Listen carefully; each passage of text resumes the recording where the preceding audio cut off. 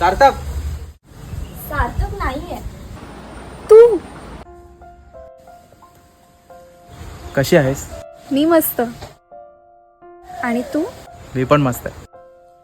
सार्थक बोललेला की तू येणार नाहीयेस म्हणून. आले तुझ्यासाठी. कधी आलीस? झाले 8 दिवस.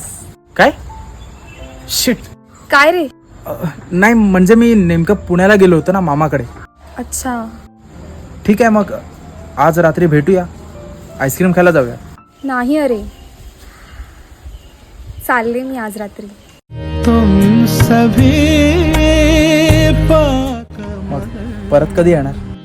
माहित नाही. का दरिया काळजी घे. हम्म. आणि लवकर ये. मैनू विदा करो जी.